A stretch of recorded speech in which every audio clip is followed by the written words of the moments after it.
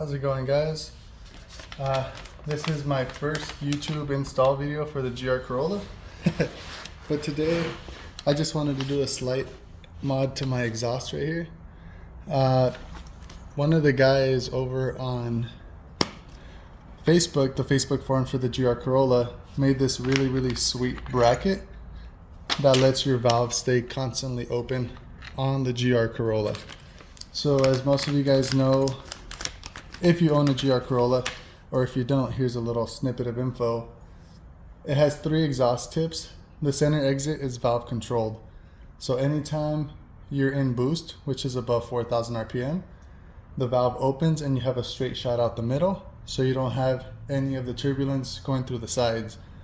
When you're out of boost, it goes out the sides to keep it quiet and mellow. But when you're above 4,000 in boost, to get that extra boost of power, the center valve opens, path of least resistance is straight down the middle. So these don't work. That's your main guy. Sounds awesome. What this does is it allows that valve to stay open all the time without removing it, without causing any check engine lights or anything like that. It's a really well made bracket. It even has a little center punch, which I wasn't expecting, to get the roll pin out of the bracket of the valve itself. And I'll show you guys in a bit. First things first, jack up the car. He actually provides a very nice set of instructions, which I wasn't expecting, considering this was about 35 bucks. I think it's 45 now. So yeah, let's get to it. All right, cool. So here's the bracket itself. Mine's really dirty because I've gone rallying a few times with this guy and it's a lot of fun. So first things first, we got to take out the valve motor itself. All right, that was easy. Next up, 3 of the actuator bolts, 10 mil. And for this, you're gonna need, a 12 mil wrench, 10 mil socket. I actually have one. 12 mil socket, your socket wrench, and then some sort of pliers just to remove it from this guy up here. This is it. And, that's it. That actually wasn't bad at all. I've never taken this off before. Really dusty.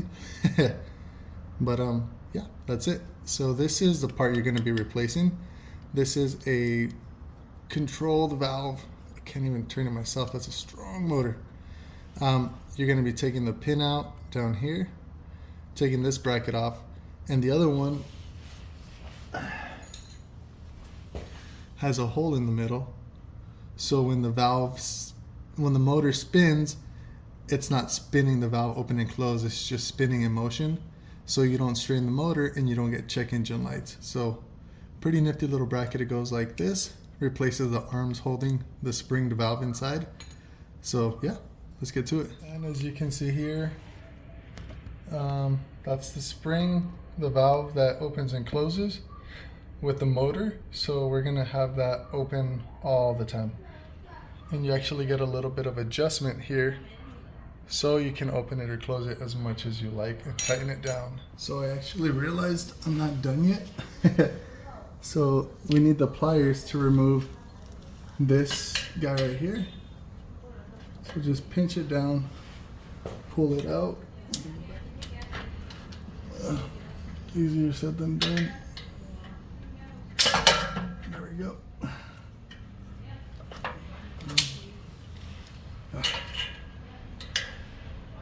These guys are always a pain.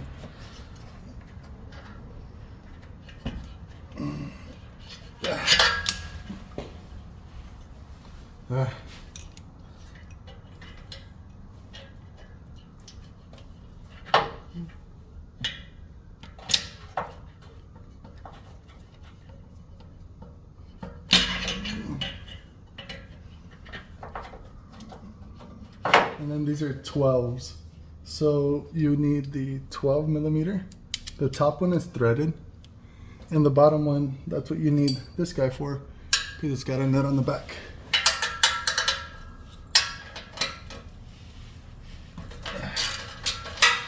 And I just lost my extension. All right, so now that that's done, this guy simply pops off. Ooh, that's dusty.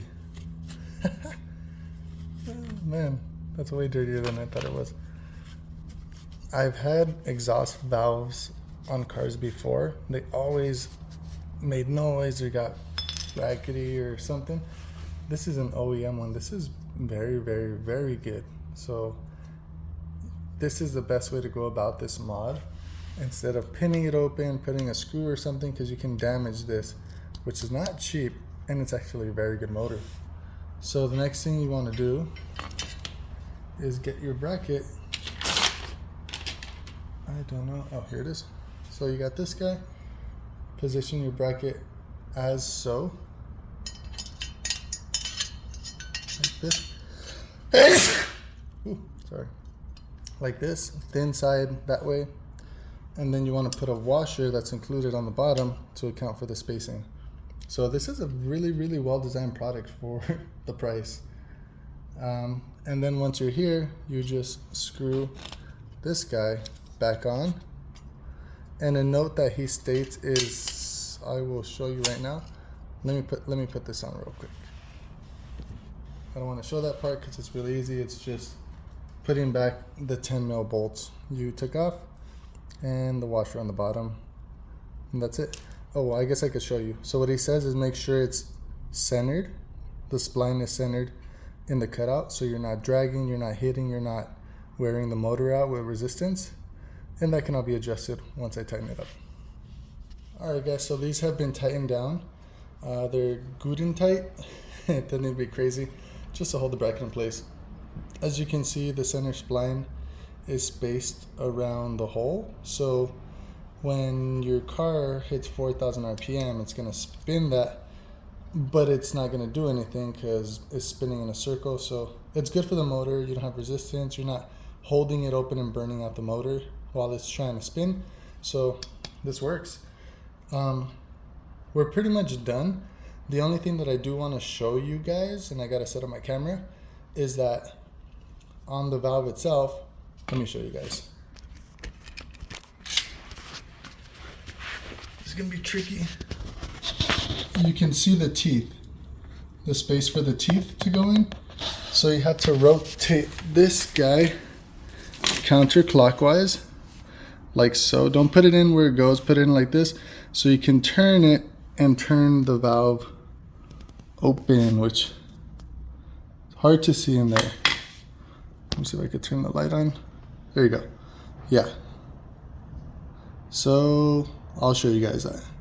All right, guys, so this is tricky to show, but as you can see, I put it in counterclockwise. That hole should be there. So let me so like I said, I put it in so the teeth bite, and then let me turn the light on. As I turn this guy into the position it's going to be going in, the valve opens and closes. And there's small adjustments on the bracket itself in case you don't want it fully open or kind of open, but I maxed them out. So the holes are lined up here. It's tricky to show you, but the holes are lined up down here.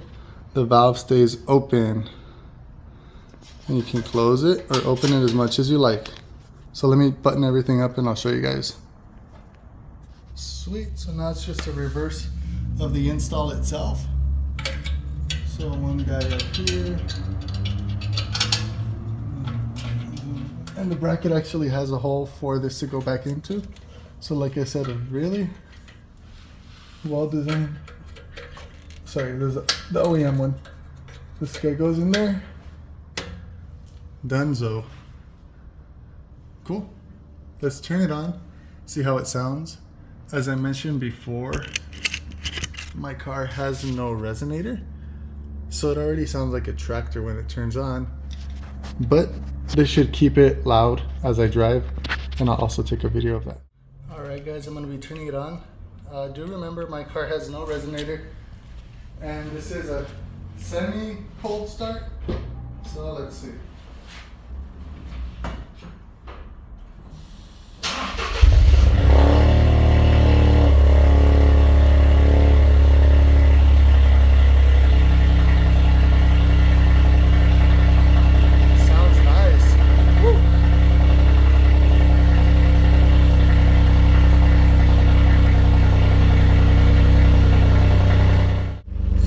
is what it sounds like now that it's not cold started, it's warmed up a little bit.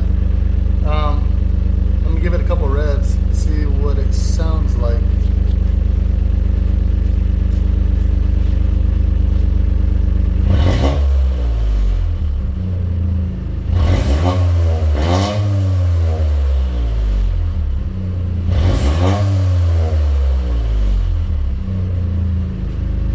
Wow, that's that's way louder than it used to be. What the heck? That was to like 3,000 or 4,000 RPM because it's still not warm. But dang, that's way louder than it used to be. And all that is open valve and no resonator. Damn. My car's also really high up over here in the corner because I have the ABOC lift kit because I take it rallying. So just a little quick view of my car. It's hard to zoom out of my garage. If you guys follow me on Instagram, you know I'm GRCorally. But yeah, I'll do another overview of my car and the mods I've done to it. For now, we'll stick with this mod, which works great. All right, here we go.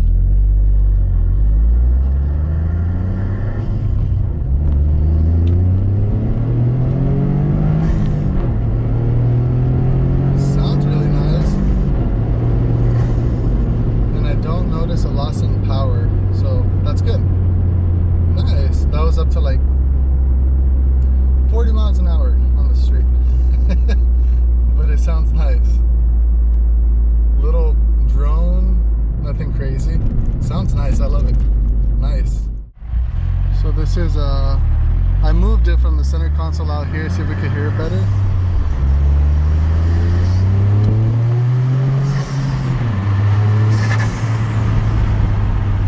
I love that MST intake. That kind of trumps the sound of the exhaust for now. But let's see. Here's the MST.